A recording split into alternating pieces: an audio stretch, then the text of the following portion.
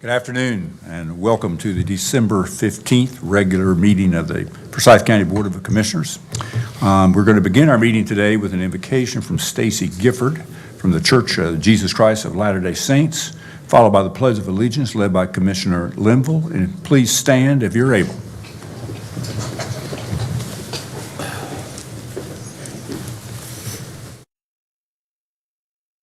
Our dear, kind Heavenly Father, we are grateful for this beautiful day. We are grateful for the country that we live in and for the freedoms that we enjoy.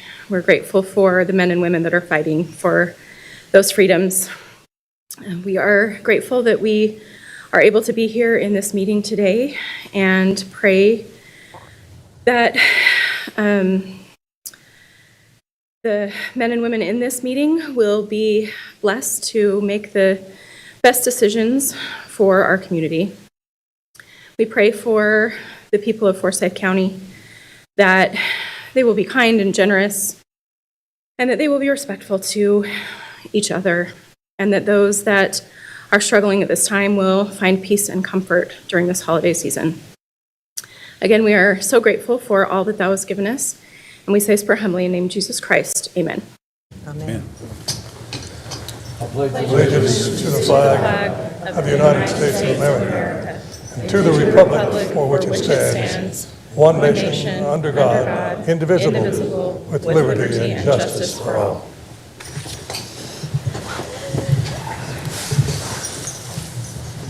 Thank you, Ms. Gifford, for being here. Members of the audience who are interested in participating in the public session portion of the meeting, please fill out a speaker card and return to the clerk. We do have some public hearings on some zoning matters. You do not need to fill out a card for that. But if you'd like to, clerk over here, Mrs. Ashley Sloop, be happy to take a little card, which are outside the meeting room. Also, I want to mention that any citizen wishing to participate by phone in the public session portion may do so by calling 336-422-1200, and you'll be placed on hold until the public session portion of the meeting begins. Actually, twice a month, we have a regular update from our Health Director, Joshua Swift, on COVID-19 updates, and we've been doing that since March of 2020. And I think he's coming to us remotely today, or is he here? Oh, no, we have a substitute for our Health Director. Thank you. Good afternoon, Commissioners.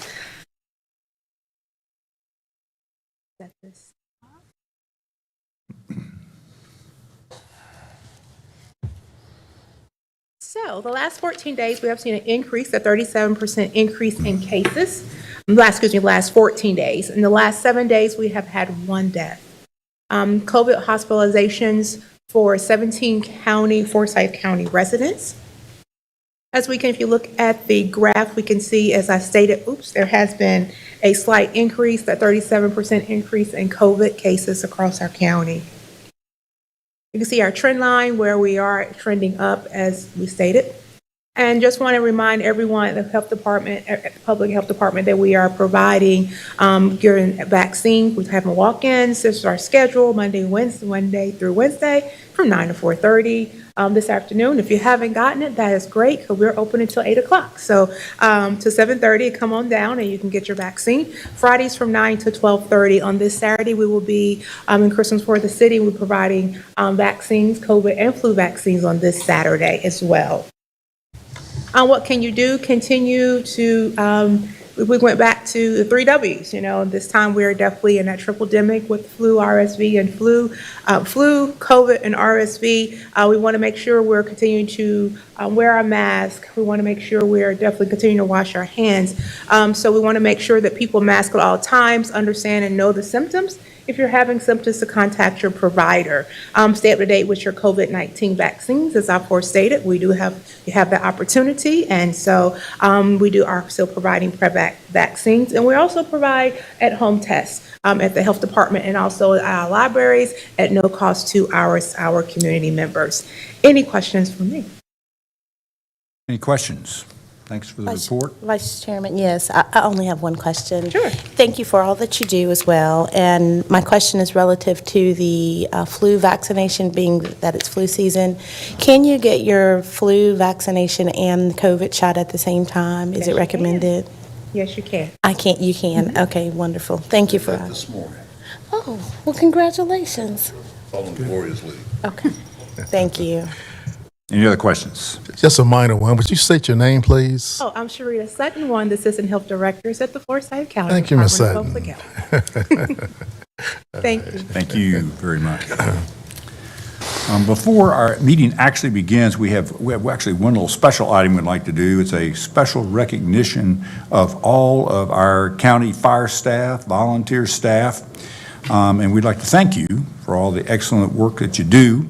And what we'd really like to do is invite all of you just to come up and gather around the podium, if you would. If you just if you would come up, that'd be great. You see, this is turning into a picture opportunity. We'll do that. But please come up and just sort of gather around the podium. It's more like an album.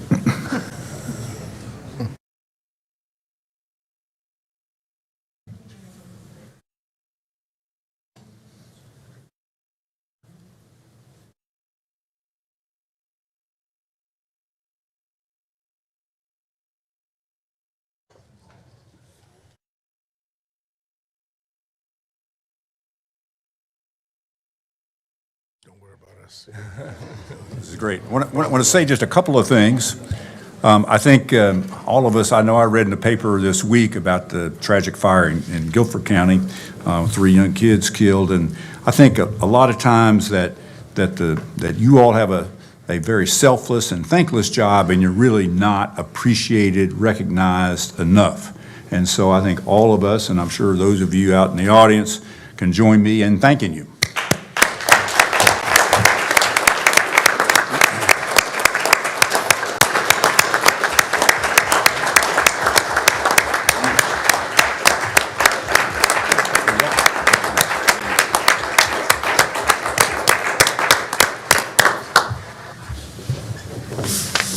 Now, there's also one other just little small item about today. We've actually been able to sort of, this is not April Fool's Day, but in December we are having a little April Fool's, if you will, advanced item for Jerry Brooks. And I'd like to ask Chief Jerry Brooks from Clemens if he would sort of step out, because Commissioner Wisenhunt is going to come down, actually, and read a resolution in your honor.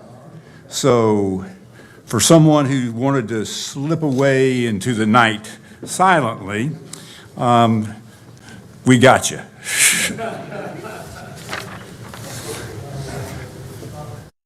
About me. Yes, come on. It's all about you today, Jerry. Where are you? Come on over here.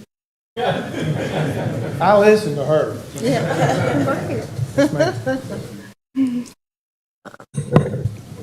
This is a proclamation recognizing the accomplishments of Clemens Volunteer Fire Department Chief Jerry A. Brooks on the occasion of his retirement. Now, you sure you want to retire?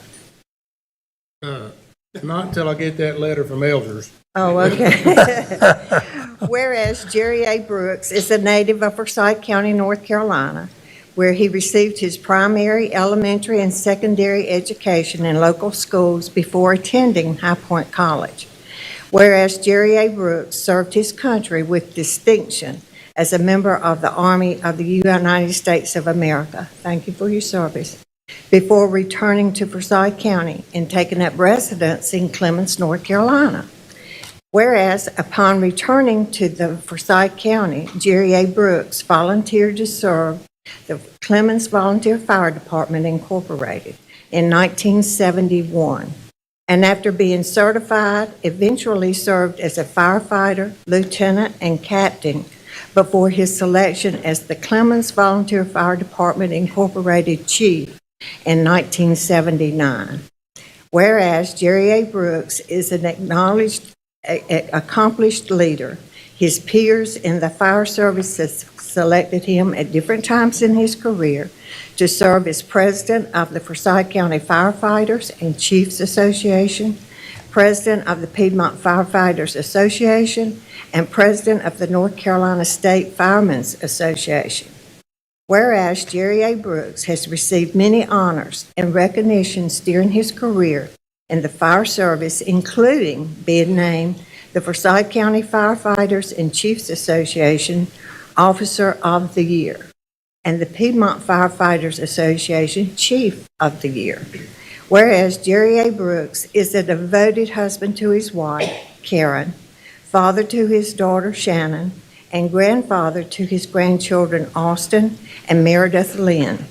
Whereas Jerry A. Brooks is retiring from the Clemens Volunteer Fire Department Incorporation after 51 years of dedicated, professional, and excellent service to the Forsyth County community. Therefore, be it resolved that the Forsyth County Board of Commissioners hereby recognize and thank Jerry A. Brooks for 51 years of meritorious service in the fire service within Forsyth County and a lifetime of dedication to his native Forsyth County. This is the 15th day of December 2022, and I move approval. Second. All in favor? Aye. We approve.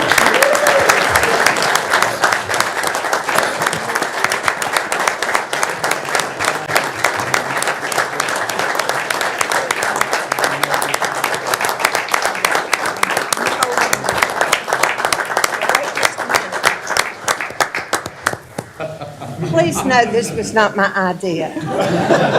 Dudley told me to do this. We're going to make you king for a day of the fire department. Okay. Did this come from the horse stable or the? Probably, I don't know.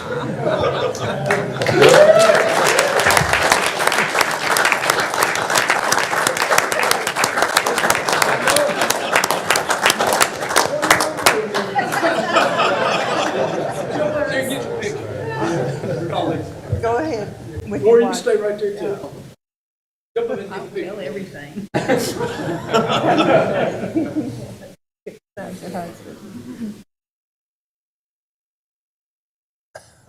We'll make sure this gets out on social media everywhere. Chief Brooks. He's all yours, man. Say something. Yeah, I know.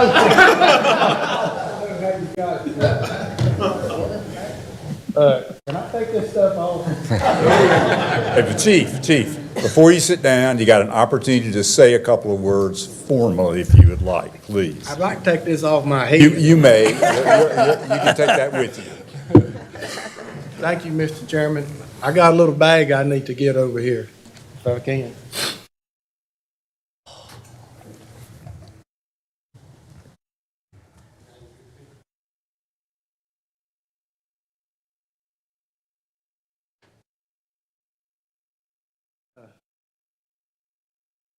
Fire Service of Forsyth County, rural Forsyth County, 71 years old now.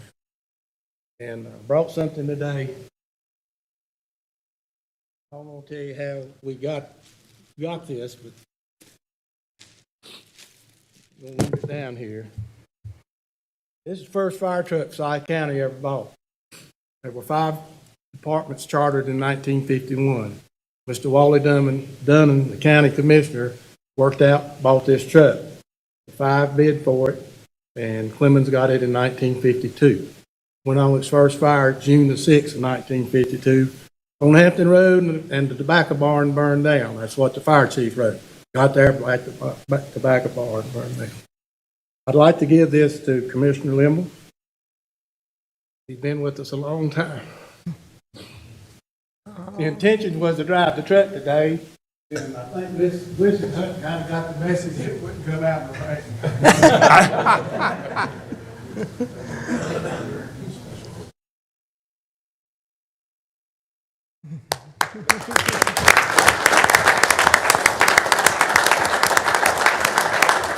To the county, the Board of Commissioners in the county, I mean, I can remember going back to over the Hall of Justice, we used to meet there. But when we've needed help, you've been there. And I don't think that that will ever change.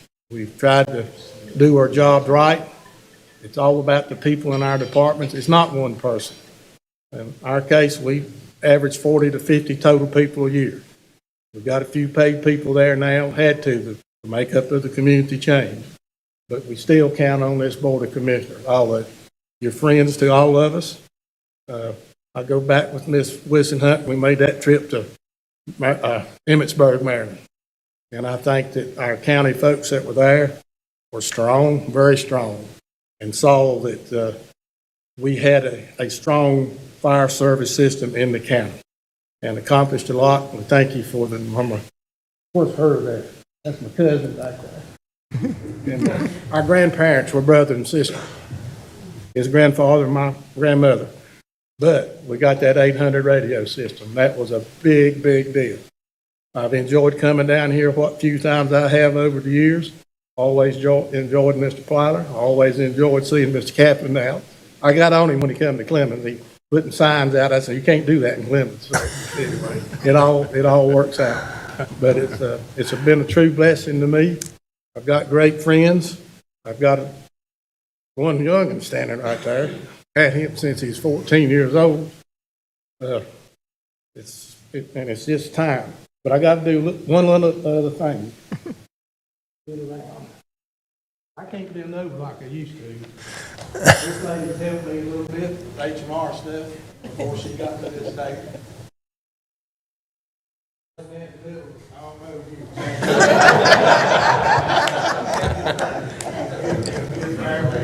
Thank you.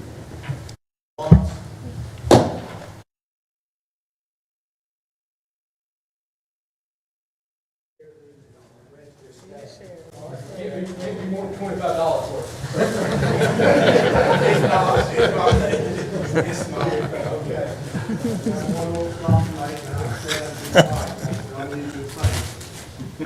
Okay. Just listen, huh? I'm gonna give you a bag. There's a little something in here for you to share with this board. Well, thank Put you. it in your snack room there. We will. Thank you, Jerry. Dr. Martin, thank you. That's good. It's been a pleasure. My daughter came up, she's one of your former teachers. She's still teaching. Thank you. But I thank you for being here. You are an educator. Thank you. And I sit down, where's Mr. Walker? Sitting back there, he's helped us over the years a lot of times. So, thank you, people. Again, it's not about me, it's about all these firefighters and board of directors, people that are into these departments, and it takes everybody to make it work. And it's run smooth over the years. Got another move there. I got one right there beside of me. We had a big fire, and the fire truck I took got there, and the one he broke down. I ain't quite figured that out. I took the new one. That was a long time ago. And my wife's telling me I'm talking too much, so I'll sit down. But thank y'all.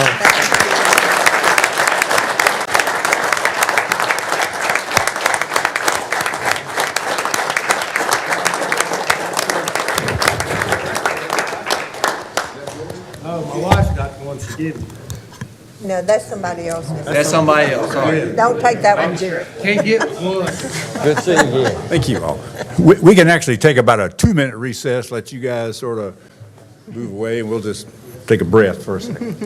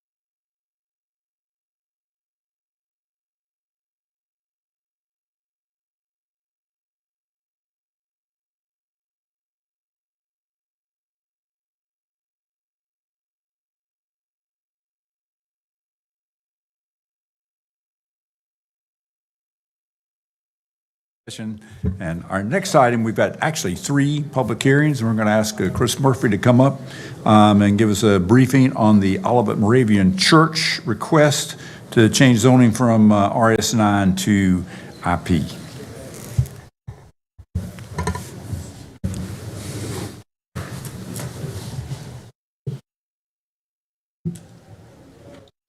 Good afternoon, Chairman and Commissioners. This is a request F-1622 of Olivet Moravian Church, which is the site is a 2.68 acre site on the east side of Olivet Church Road, north of Birchdale Drive. And the request is to rezone from general use zoning from RS9 to IP, which is an institutional professional use. This is the subject property highlighted on the Forsyth County Legacy Growth Management Area Plan located in GMA 3. Suburban Neighborhoods Growth Management Area. Subject property shown in yellow there along the east side of Olivet Church Road, north of Robin Hood. Subject property outlined in yellow on the countywide aerial photography. Of course, it is a developed property of Olivet Moravian Church. This is the subject property looking north along Olivet Church Road. That is the subject property shown. You see the zoning sign in the background. This is the adjacent property across Olivet Church Road to the west, so across the street. This is the adjacent property to the south, looking back towards Robin Hood Road. Subject property in the background, or behind where the image is being taken. And this is the adjacent property to the north, looking to the through the parking lot, through the woods, to the adjacent property to the north. This is the view looking north along Olivet Church Road, and the view looking south along Olivet Church Road.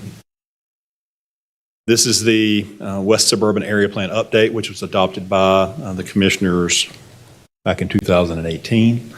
It does recognize the institutional nature of the land use, and thus that is the recommended land use in the area plan for the subject property.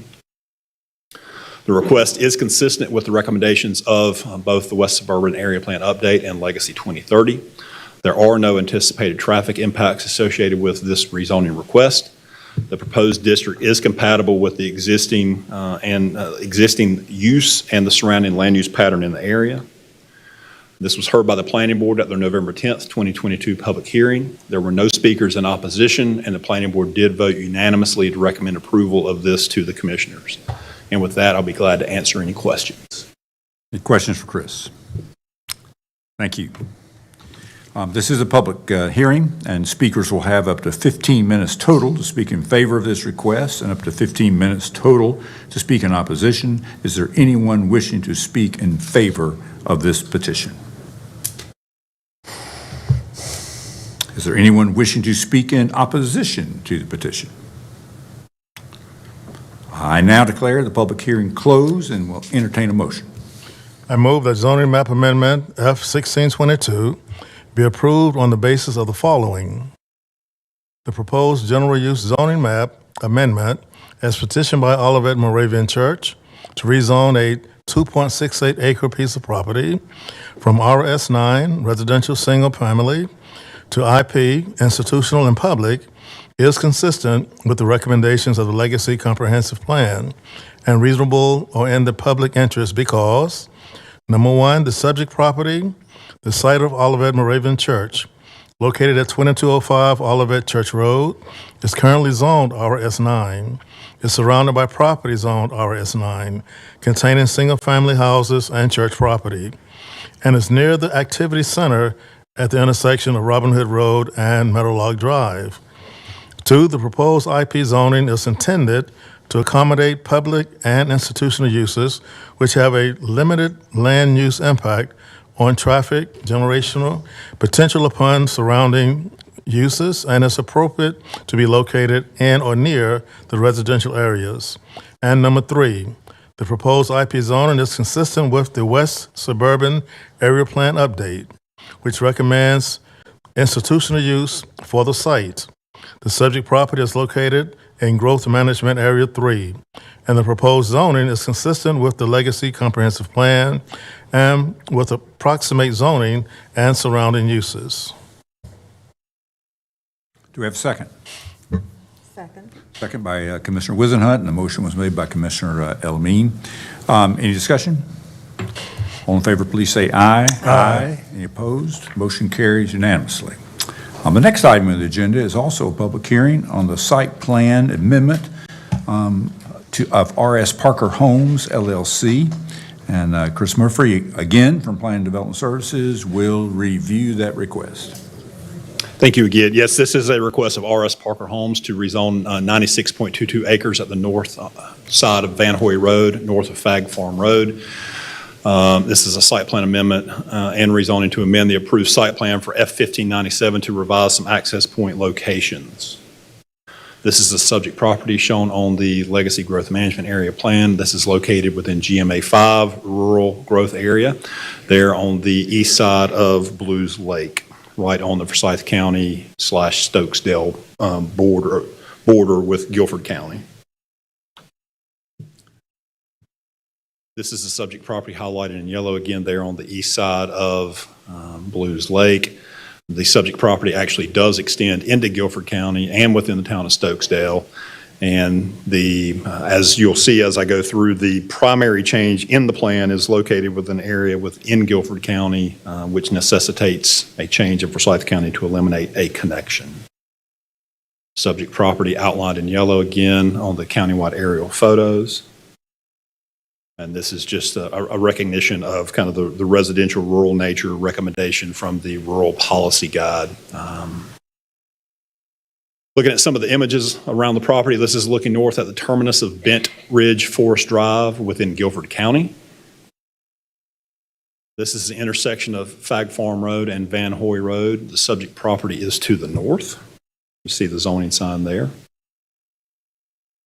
This is looking west on Van Hoy Road. The site is on the right. As I mentioned earlier, this project does straddle the county line, and a portion of the site is also within the town of Stokesdale. So they're going through multiple approval entities. The larger circle on the north side of this is where the original access was proposed into the portion within Guilford County that bleeds over into Forsyth County. And then the smaller circle represents a connection that was shown that eventually connected into Forsyth County. So that was that was a street that connected into the larger portion of the development within Forsyth County that we'll get to on the next image, or in a couple images. Both of these connections are being changed. If you'll notice here, the larger circle, the connection that was shown further north within Guilford County is sliding to the south in Guilford County, but that's wholly within Guilford County, so that's not really up for consideration for the commissioners.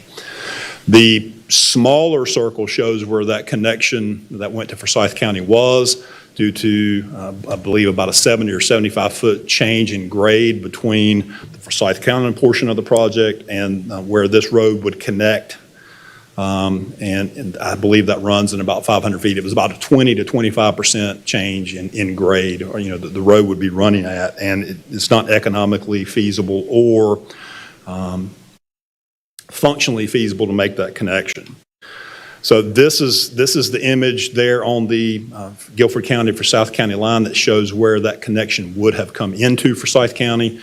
If you're looking at the overall run or length of that road, probably maybe 10% of the length of that road is within Forsyth County and 90% of the road in question is within Guilford County. This will have to get a separate approval from Guilford County.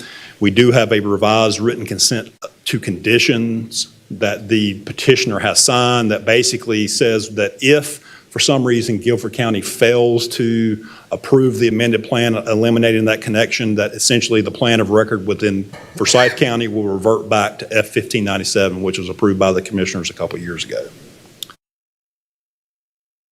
This is, again, showing that southern portion where the connection has gone away.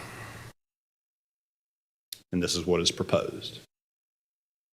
There is no increase in land use intensity than what was originally approved by the commissioners back with case F-1597. The request complies with the RS-40 district purpose statement and does not propose extension of public sewer into GMA 5. This was heard by the planning board at the November 10th, 2022 public hearing. There were no speakers in opposition, and the planning board did vote unanimously to recommend approval of the request. The site plan does meet UDO requirements. I do need to point out that in your packet, we did send over the wrong special use permit. It does not have that revised or that additional condition dealing with the reversion, but if you look later in your packet where we do have the written consent to conditions, they have agreed to that. We will get the revised and correct special use permit to the clerk and get, that's what will be signed. But today we're asking that it be approved with that condition of approval. I just want to make that clear. With that, I'll be glad to answer any questions. Any questions for Chris? Thank you.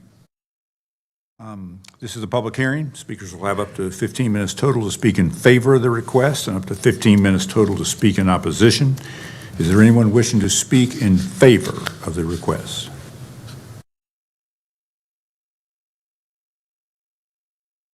Just give your name and address. Certainly. Thank you. My name is Greg Garrett, P.O. Box 5967, High Point 27265. Good afternoon. My name's Greg Garrett, and I'm a partner with R.S. Parker Homes. And we've been working earnestly on this project since you guys approved it back in December of 2020. And unfortunately, the site plan that we originally was originally approved with this rezoning, after detailed engineering, a lot of conversations with the environmental agencies, the plan that was approved December 2022 is just not feasible. There are numerous environmentally sensitive areas, and so we've had to go back to the drawing board. We've found some additional land to make some of the access a little bit more doable. In addition to that, as much as we wanted to have it as one cohesive development for the 126 acres, we were going to have to separate it out because of the grade change that Mr. Murphy talked about. And so I'm happy to answer any questions. The civil engineer that's been earnestly working on this project and talking to the various governmental agencies, he's here to testify to all that, should you need to hear verification. Thank you. Any questions for Mr. Garrett? Thank you. Is there anyone else wishing to speak in favor of the request? Is there anyone wishing to speak in opposition to the request? I declare the public hearing closed and would like to entertain a motion, please. Chairman, I move that zoning map amendment F1623, including the site plan amendment and special use district, be approved on the basis of the following. The proposed site plan amendment as petitioned by R.S. Parker LLC for a 96.2 acre piece of property in a district zoned RS 40-S single residential, single family, and planned residential development special use is consistent with the recommendations of the Legacy Comprehensive Plan and is reasonable and in the public interest because, 1, the proposed plan amendment would remove an internal street connected between Phase 1 and Phase 2 of the development and shift the northern access point further south due to the topographical and environmental challenges within the site. 2, the proposed site is compatible with the current RS 40-S zoning of the site and the recommendations of the Legacy Comprehensive Plan. And 3, the site plan amendment would have a slight decrease in the land use intensity compared to the current site plan, sir. Thank you. Is there a second? Second. Second by Commissioner Linville. We have a motion by Commissioner McDaniel, second by Commissioner Linville. Is there any other discussion? All in favor, please say aye. Aye. Any opposed? Motion carries unanimously.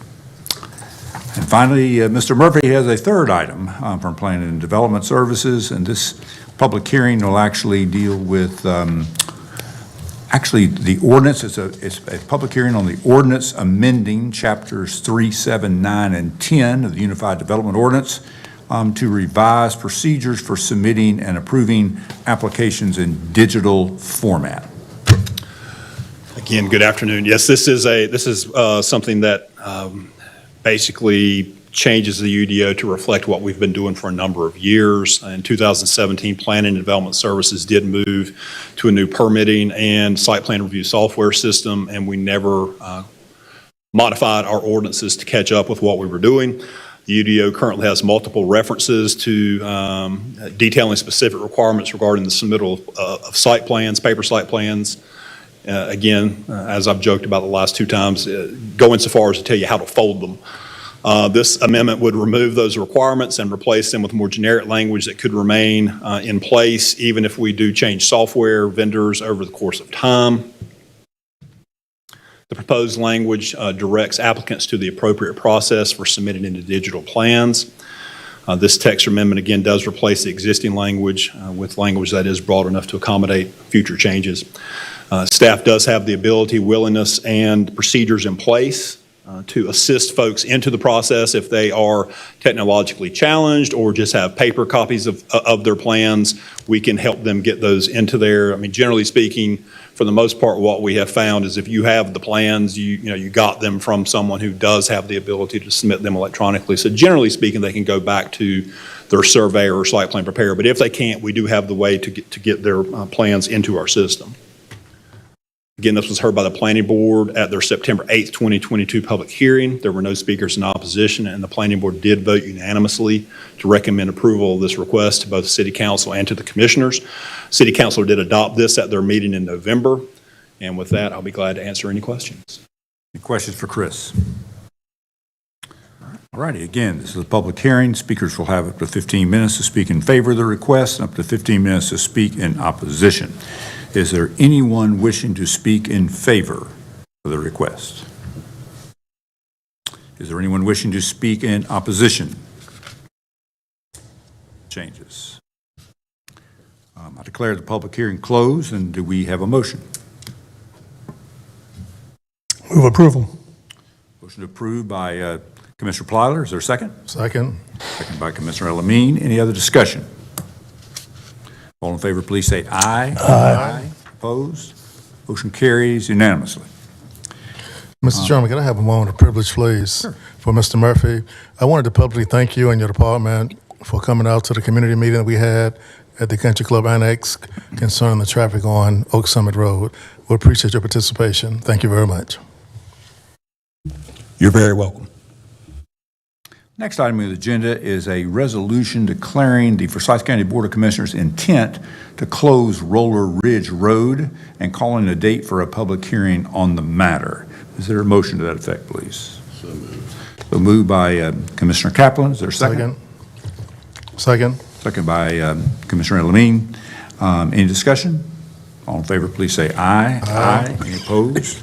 Motion carries unanimously. Next item on the agenda is approval of minutes for the meetings, plural, of December 1st and 5th, 2022. Do I have a motion? So moved. Motion by Vice Chair Second. Wisenhunt, second by Commissioner Plyler. Any discussion? All in favor, please say aye. Aye. Any opposed? Motion carries unanimously. All righty. Madam Clerk, do we have any calls or cards for public comment? Mr. Chairman, we have 3 speaker cards. All righty. Our first speaker is Shanae Levine. Please come forward, state your name and address for the record.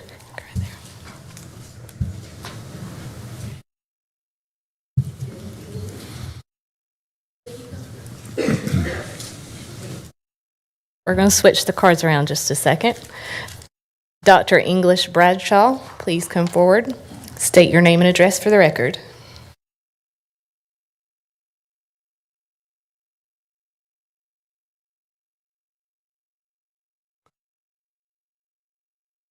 My name is English Bradshaw. I'm going to speak as loud as I can. I'm kind of like under the weather, just like outside. So bear with me. I'm still dealing with these, getting used to these teeth I just bought about a couple of years ago. So I got a couple of things working against me. Today I want to just briefly bring you up to date about where we are and give you all of the thanks and the recognition that you've been able to help us to be successful in our first year of working at the farm, incubator farm at Horizons Park. We did have a PowerPoint presentation, and I just wanted to just go through the PowerPoint presentation, but they were just, it was pictures, and I thought pictures would say, look better than you hearing the words for me. So I'll just try to stumble my way through what that PowerPoint attempted to do. What we did, we were able to get the farm up. In our first year, we were able to produce 3,816 pounds of freshly, locally grown produce here in that acreage that we had up there. We were able to contribute, I don't have the figures with me on here, but the contributions and donations exceeded over 3,000 pounds of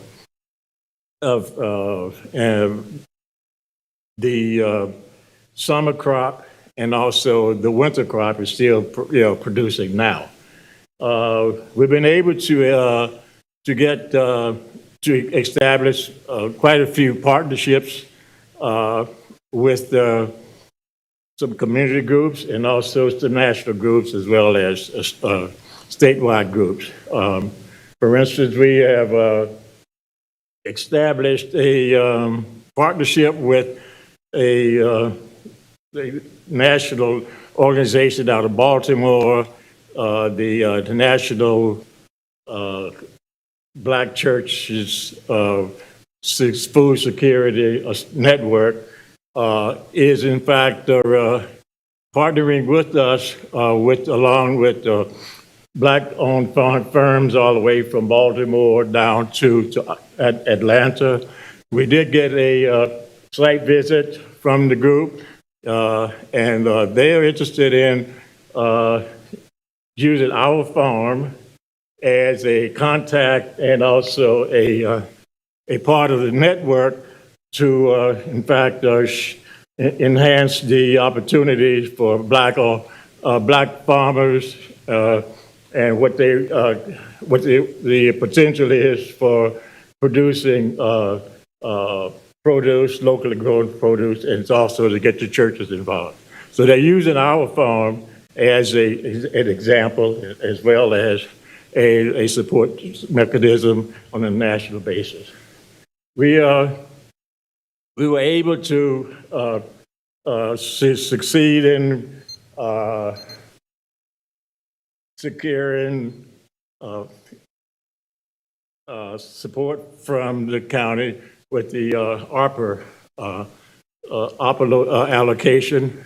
We were able to, in fact, hire a farm manager, but we've gone through farm manager people, workers, wannabes, whatever, no-shows, too lazy to, we don't know how to people.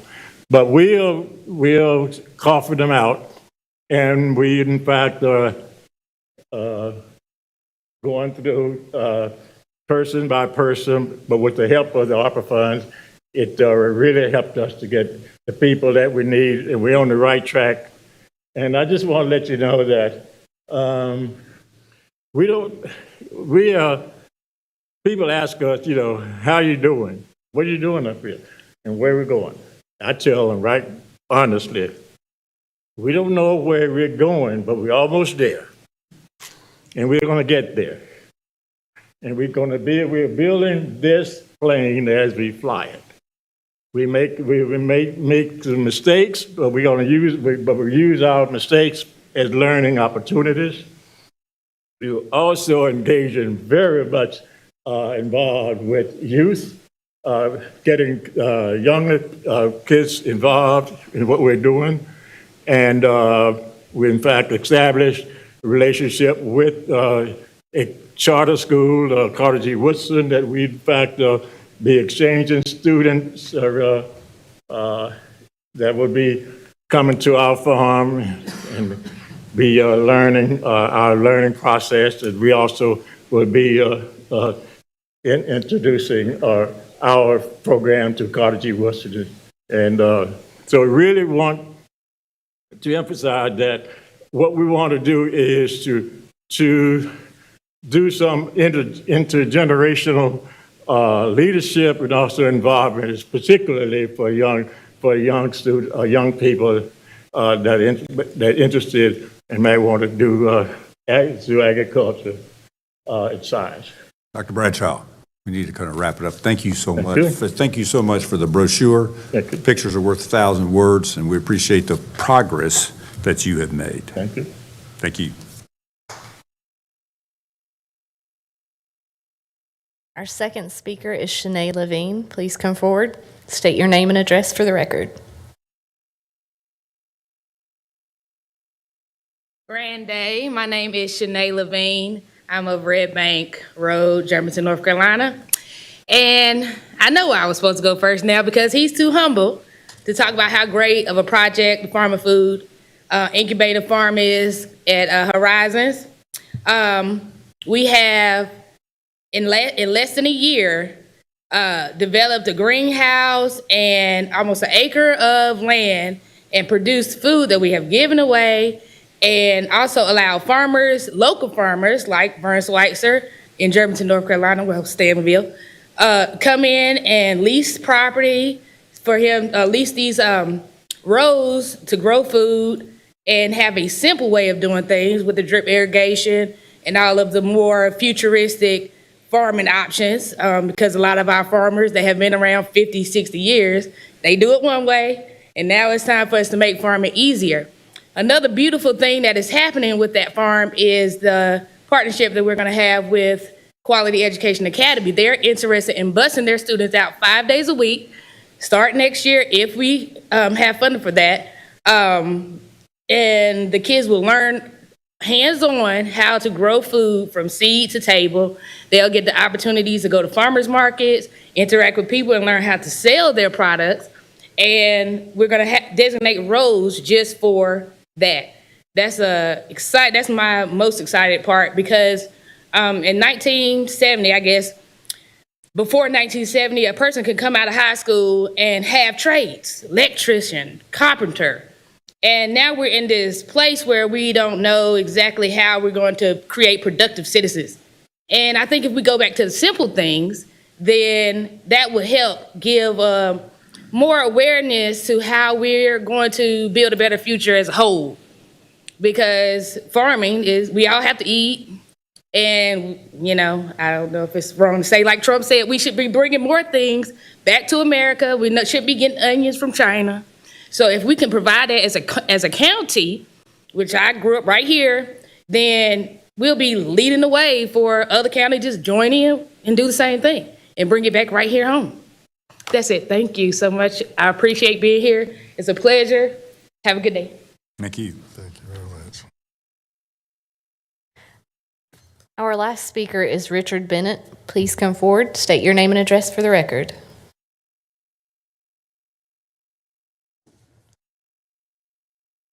My name is Richard Bennett, 3274 Nottingham Road.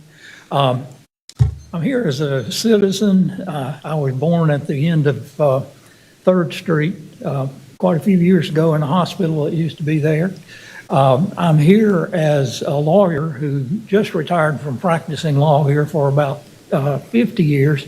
As a matter of fact, I retired in March of 2020 when we first knew about the pandemic and you folks started having your meetings by Zoom.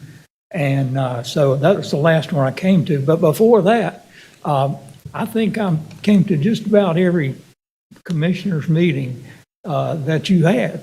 And I learned a lot. It was kind of a selfish reason for being there. I want to tell you today, I'm not here to criticize or ask for anything.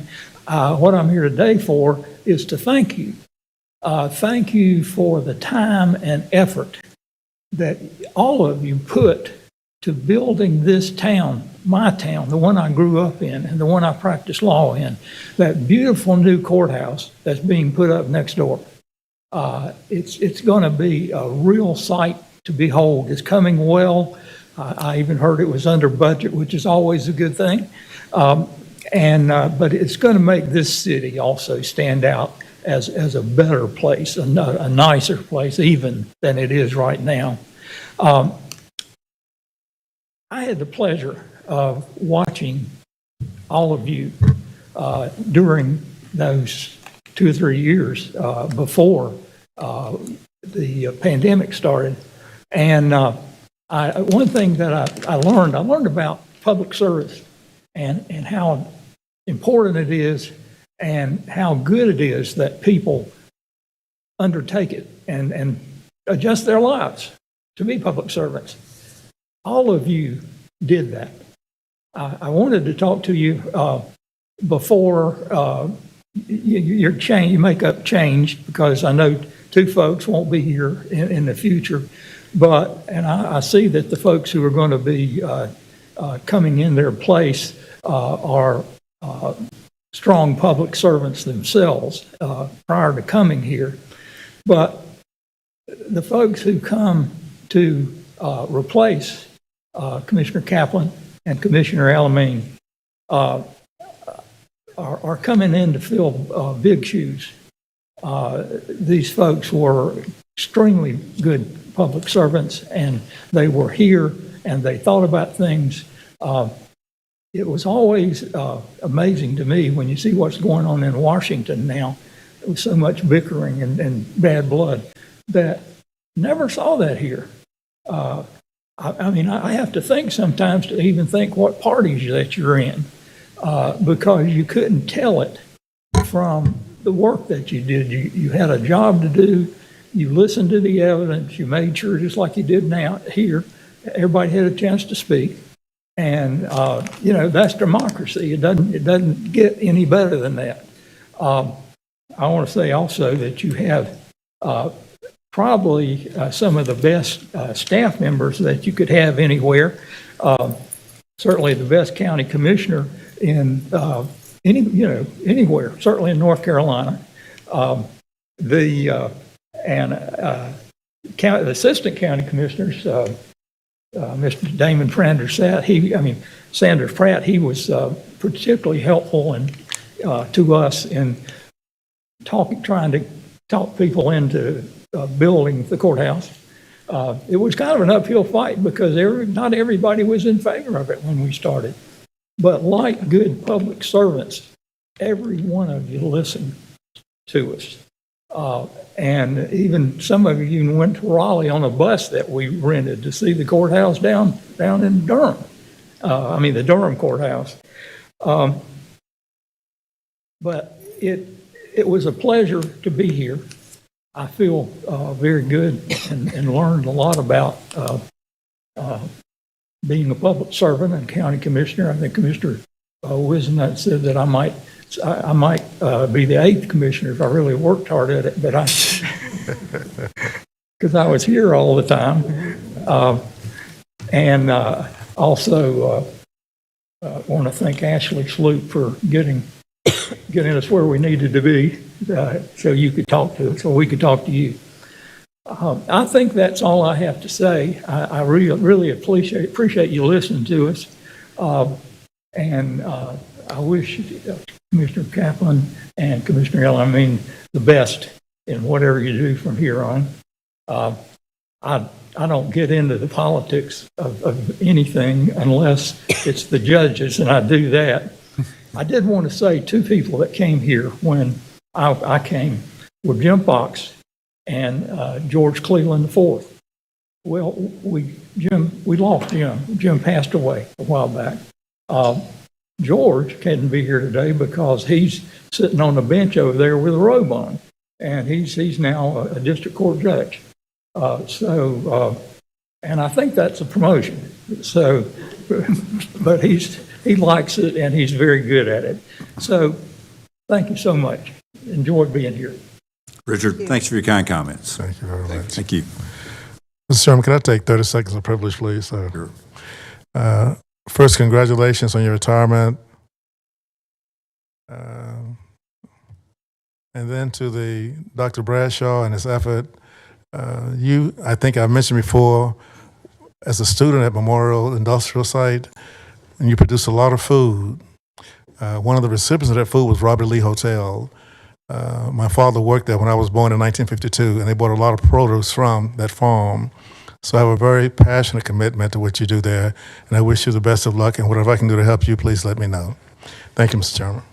Thank you. Mr. County Manager, we're ready for the meeting. Thank you, Mr. Chairman, and good afternoon, board members and staff and guests. If I could have one moment of privilege, I was going to ask Damon Sanders Pratt, since we're talking about public servants, he's going to introduce a brand-new public servant to you, and we are fortunate to have Mr.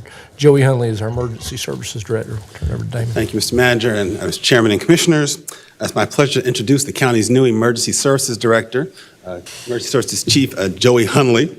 Chief Hunley is a retired Navy Commander Master Chief in the Navy Submarine Fleet. He comes to Forsyth County after serving as Deputy EMS Chief of Virginia Beach, Virginia's EMS Department. Over the course of his career, among other things, Chief Hunley has served as a volunteer firefighter and emergency medical technician.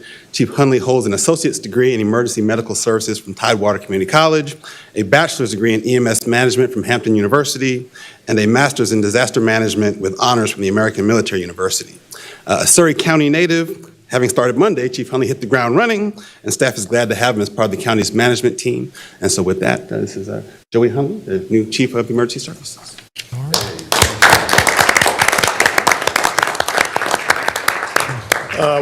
Mr. Chairman and Commissioners, thank you for the opportunity to be here. Mr. Watts and Mr. Sanders Pratt for giving me the opportunity. I'm looking very forward to it. I don't really want to follow any of the stuff that has happened today, but that's good stuff here, and I absolutely appreciate what you took the time to do for the firefighters today. That's pretty important. The system I had in Virginia Beach was the opposite, in that we had a career fire department and then an all-volunteer, a predominantly volunteer EMS system, so I'm not foreign to that concept at all, and look forward to working with the team and being a team player. So thank you very much. Thank you. Welcome. Thanks. All right. Thank you. I'll go ahead and dive into the business items on the agenda today. We have reviewed these twice in briefing sessions. Hopefully, I've answered all the questions. Item 7 is an amendment to the fiscal year 2023 budget ordinance that appropriates fund balance for the performance management incentives. Associated budget ordinance amendment from the golf operations that appropriates $178,097 from fund balance for golf operations. Move approval.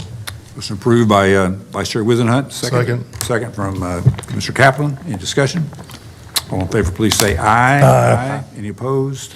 Motion carries unanimously. Agenda item 8 is an amendment to the 2023 budget ordinance and the 2018 Smith Reynolds Airport Capital Projects Ordinance. It establishes new airport project budgets that appropriate $6,700,000, of which $740,000 is actually airport reserve funds for 4 projects: airfield lighting, south ramp improvements, Rushy Fork Creek restoration, and a greenway feasibility study.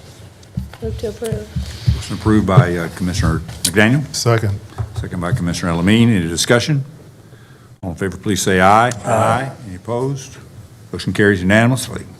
Agenda item 9 is an amendment to the fiscal year 23 budget ordinance that appropriates fund balance resulting from fiscal year 2021-2022 sales tax revenue for the Winston-Salem Forsyth County Schools. Essentially shores up the Article 46 dollars and appropriates $1,925,698.82.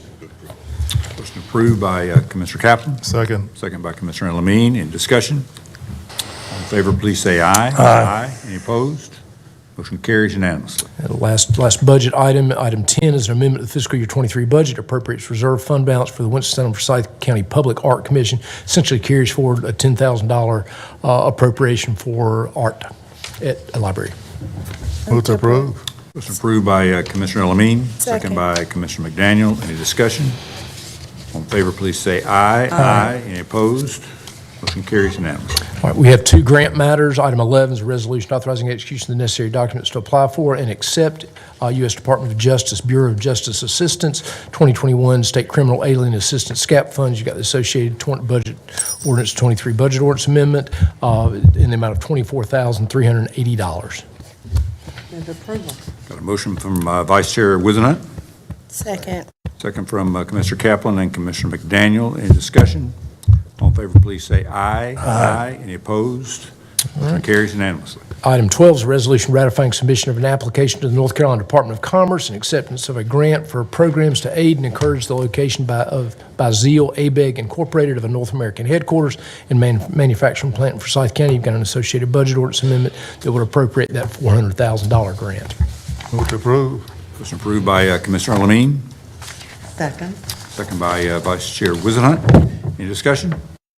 All in favor, please say aye. Aye. Any opposed? Motion carries unanimously.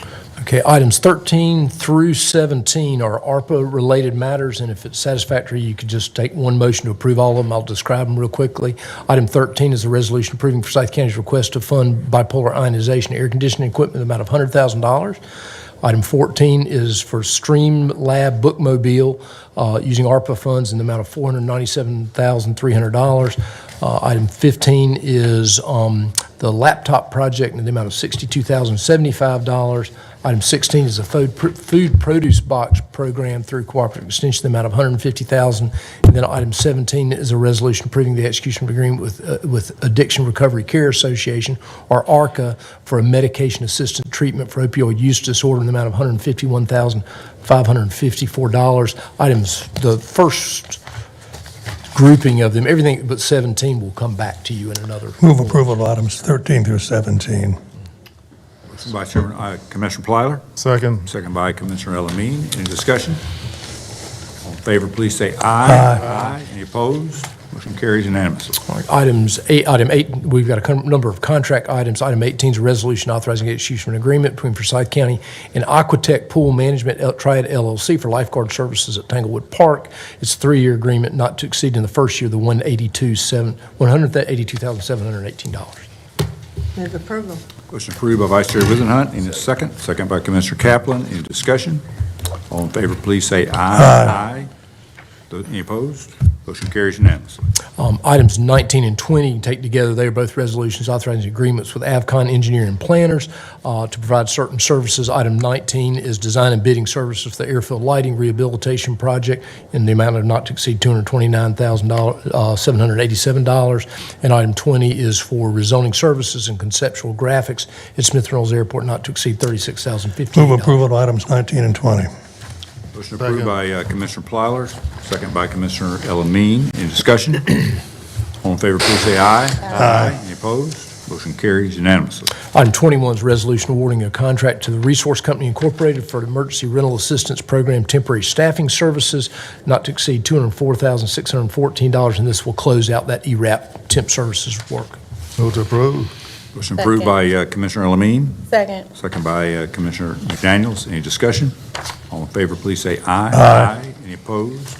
Motion carries unanimously. Item 22, Mr. Bennett will like. It's a resolution awarding contract for the purchase of furniture for the new courthouse project. And it's been bid. The package has a number of winning bidders, but the total package amounts to $3,088,112.05 and is substantially under budget. Move approval. Have a motion approved, actually Commissioner Kaplan, second by Commissioner Plyler. Any discussion? All in favor, please say aye. Aye. Any opposed? Motion carries unanimously. Items 23 and 24 are both resolutions approving items related to the North Carolina Property Tax System, NCPTS software. You've got the renewal of the maintenance and support agreement with Farragut in the amount of $243,095.35. It is a 5-year agreement. And then item 24 is for cloud hosting services. This is a 3-year agreement in the amount of $143,500. Move approval of items 23 and 24. Second. Motion approved by Commissioner Plyler, second by Commissioner Elamine. Is there any discussion? All in favor, please say aye. Aye. Motion carries unanimously. Item 25 is a resolution amending the lease agreement with Forsyth County Humane Society to terminate on March 31st, 2023, in order to provide a transition to county operation of the Forsyth County Animal Shelter. We've got an associated budget ordinance amendment that appropriates contingency to the county's the Sheriff's Animal Control Services Division where that contract is housed.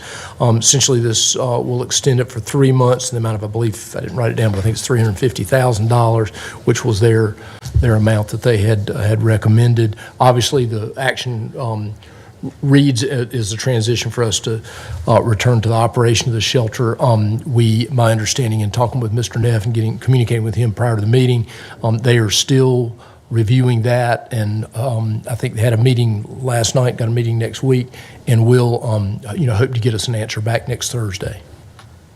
Move approval. Approved by Commissioner Elamine. Just a point of clarification, I believe the amount is $375,000. Thank you, Gordon. I should have done that also. We have a motion by Commissioner Elamine, second by Commissioner McDaniel. Any discussion? All in favor, please say aye. Aye. Any opposed? Motion carries unanimously.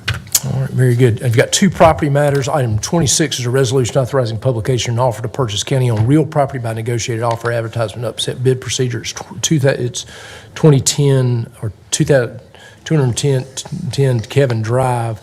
There were a lot of discussion at the last meeting about it. Kirby went back and talked to the person who had submitted the offer and basically said we intend to expect a number really close to the appraised tax appraised value. And so I think management recommendation at this point, we got some indication we do expect that to be forthcoming. So my recommendation would be to reject this, to essentially vote no on this. That would clearly direct us to go back, reject the bid, and then we would Move approval of the rejection. something like that. Motion approved by Commissioner Plyler to reject, second by Commissioner Limble. Any discussion? All in favor, please say aye. Aye. Any opposed? Mr. Chairman, I would suggest that if we need a different policy than what we've been working by, that when these matters come up, is to somehow advise those parties that might be interested that starting low bid would be at whatever the valued amount is, piece of property. All of the ones that I can remember in the recent past is, I don't know where the people thinks that maybe they can get a piece of property for half value or not, and Mr. Burgess might not be 100% perfect, but he's not 50% off either. That's a good point, and so we can maybe have that in the next cycle. Or maybe the next cycle after that, we can actually take a look at that. Yeah, or if you wanted to, we could actually talk a little bit about it. We're in the process of planning winter work session items and maybe bring that up. We actually do not, Kirby reminded me, we do not have we don't have very many of these old foreclosed properties there. The properties we have now are actually larger, like the old courthouse that is surplus, like the Sturmer Road property. Cyworks obviously would be surplus, and so they're sort of bigger issues, and maybe have just a discussion about what we've got that is surplus as a larger discussion, either at one of those morning sessions or a winter work session. But we can certainly talk through that. So, are we going to have our winter work session in January, or excuse me, I guess the next quarterly discussion morning in January, and then the winter work session in February? Yeah, it's my recollection, the morning session in January is like the 8th or 9th, or whatever that Thursday is. Yeah. Sorry, I don't have that schedule memorized yet. Yeah. Winter work session is at the end of February. Yeah, I knew that date because I've been talking about it a bunch. It's the 23rd, if I'm not mistaken. Yeah, I'd love to get that January date, because I know we were trying to work around that. But that, maybe the January date would be a good time to touch on that too. I mean, either one, but I think I agree, the sooner we talk about that, the better. Because actually, there was some discussion about the old courthouse someone had with me recently, similar kind of issue. All right, very good. All righty. Item 27 is the other property matter. It's a resolution authorizing publication of an offer to purchase real property by negotiated offer, advertisement, upset bid procedure. It's 2530 Pittsburgh Avenue. That is one that we jointly own with the city of Winston-Salem. There is an offer from a nonprofit who wants to pick it up to serve that area, and the offered amount is $100,000. Move to approve. Motion approved by Commissioner McDaniel. Second. Second by Commissioner Elamine. Any discussion? All in favor, please say aye. Aye. Any opposed? Motion carries unanimously. Appointments. Vice Chairman Wizenhut. No, I was just wondering, could we take them all? Oh, yes. We have a unique situation today in that we do not have to vote on any of the applicants. So I will read out the names of the folks who were appointed, and then at the end, we can just have one motion to approve by acclamation. Experiment in Self-Reliance will be an open position, and it was given to Florence Adams. For Forsyth County Health and Human Services Board, the position was a psychiatrist, and that will be given to Brooke Griffith. For Forsyth County, wait a minute, I missed one. For Forsyth County Home and Community Care Block Grant Advisory Council is an open position, and that it goes to Anita Graham.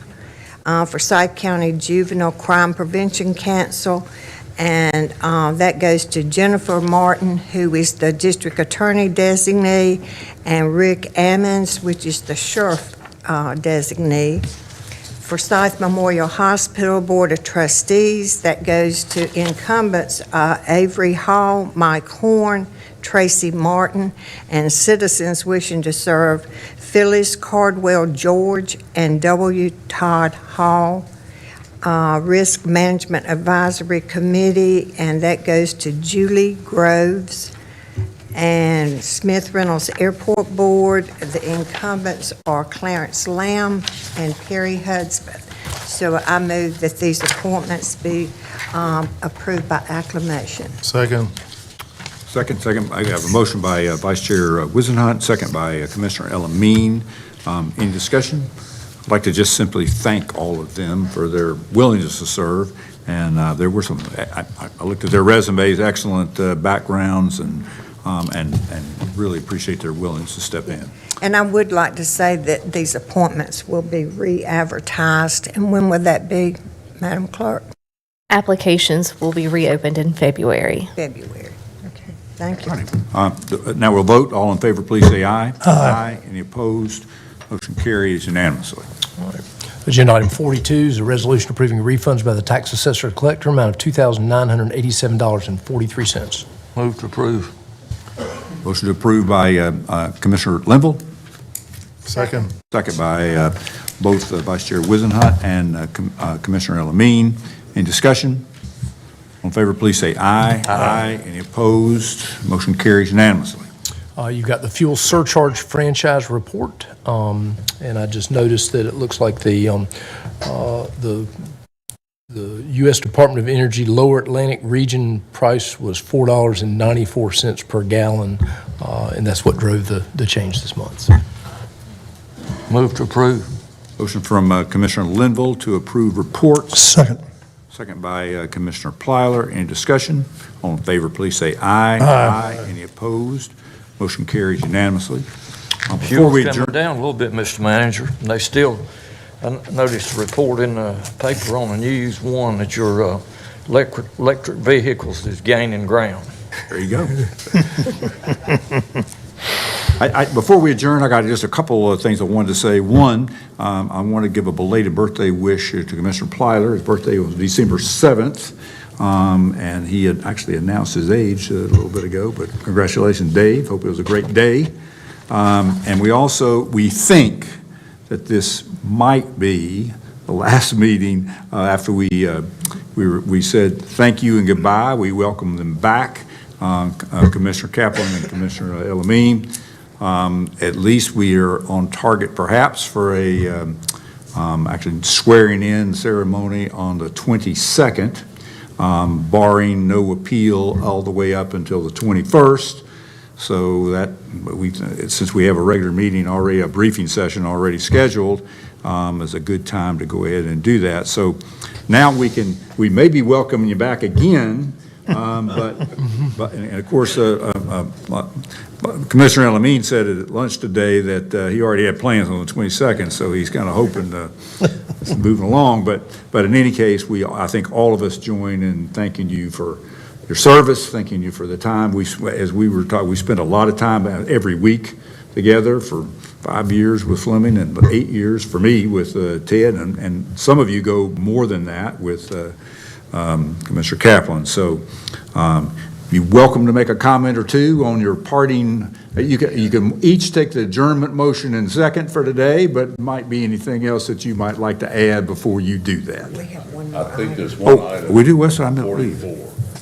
My friend Mike Anderson has got to quit. Oh, yeah, that's right, we recognize that. Only Yes. because he wants to. Right. And we will have his reception following the adjournment, so you got an opportunity for a last word right here. I'm out of last words. This has been quite a trip lately, so. Again, thank you, everybody. Forsyth County included. And Commissioner Elamine? Thank you very much, Mr. Chairman. I'll just take 30 seconds. I just want to thank my former colleague, Commissioner Walter Marshall, for allowing me to serve in his footsteps, and just thank a few people in the community who were never elected, but they were very important in my life. Like Miss Sally T. Mitchell, 90 years plus, with a wise lady who told me who to and who not to associate with. And then we had a young lady up on Glen Avenue. Oh, she was an Eastern Star. I always try to keep me on the right road there. Oh, humbug. 70 years old, boy, gets you every time. But I want to thank her as well. And to thank, of course, my parents. And to thank this board. I mentioned the last time, I consider this a Seven Magnificent or Magnificent Seven. It's an old cowboy movie, you know, and I'm a cowboy fan. And even though we had our moments of differences, we always come together as a group and make what's best for the community at large. And that's a unique characteristic of commissioners. We think macro, but we'll involve micro in all decisions that we make because we're voted on a micro basis, but we have to have a broad mind to think on a macro basis to serve the full community. That's really unique to commissioners. Other agencies don't have that responsibility. So I thank you for the opportunity to learn from you, and I've learned a lot.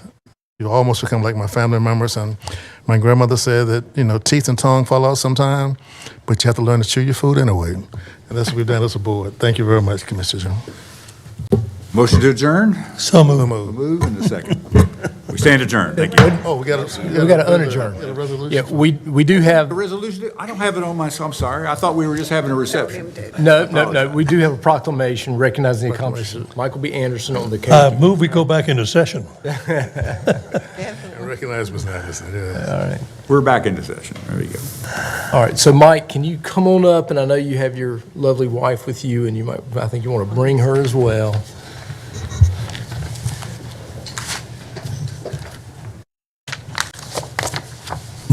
My golly, she's a good-looking girl. Wonderful. It's a wonderful day of recognition. I'll be reading the proclamation recognizing the accomplishments of Michael B. Anderson on the occasion of his retirement as Park and Recreational Director. Whereas Michael B. Anderson began his career with the Forsyth County Parks and Recreation Department on May 2nd, 1988 as Park Superintendent and has ably served the citizens of Forsyth County, North Carolina for over 34 years. Whereas during Michael B. Anderson's career in Forsyth County government, he has served as the Parks and Recreation Department Park Superintendent, Deputy Director, and Director with all distinction.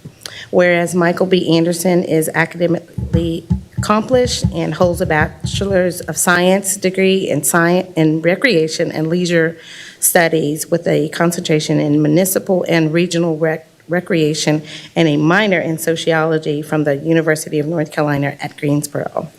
Whereas Michael B. Anderson's professional affiliations include the National Recreation and Parks Association and Certified Parks and Recreation Professional Credential.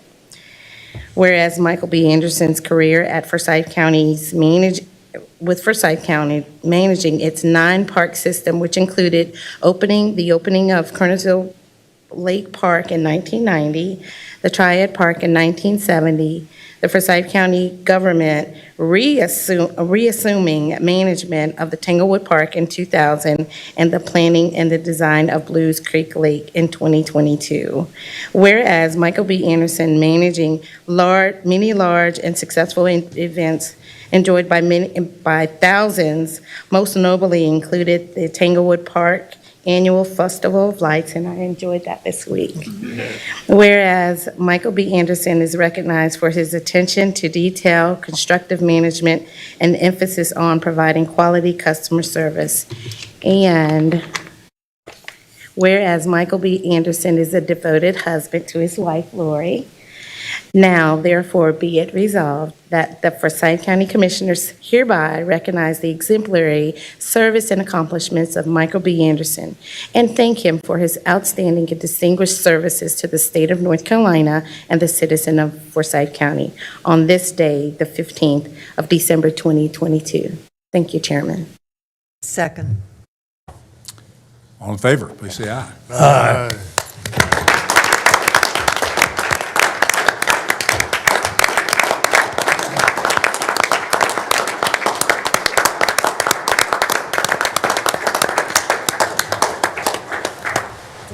Would you like to say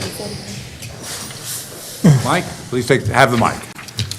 You get a last word, too, The just like last these word, I'll guys. try not to be long. I know it's been a long meeting for you. I first just want to sincerely, from the bottom of my heart, thank you, Commissioners, for all your support over the years.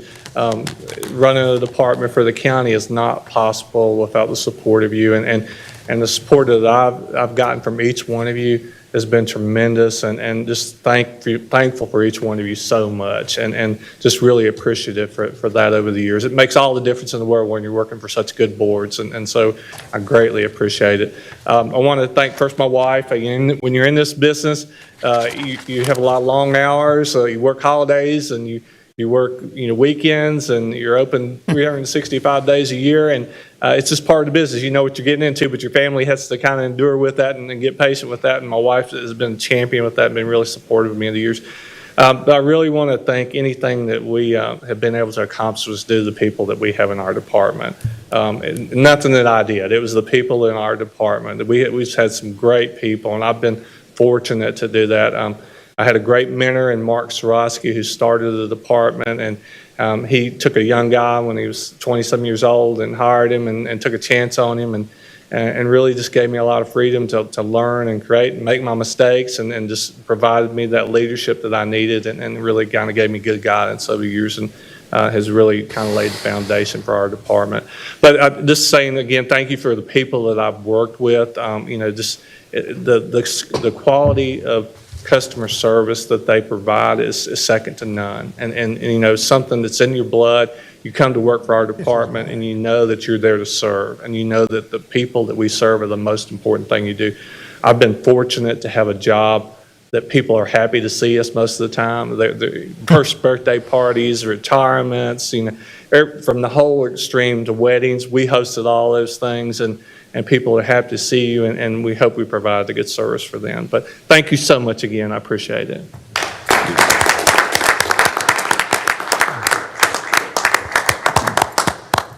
Mr. Chairman, could I please say, Mike, I am going to miss you. We're all going to miss you. But our parks are always immaculate, and that comes from you, and I thank you. We have so much to be proud of in our parks. Thank you. Yeah, ditto.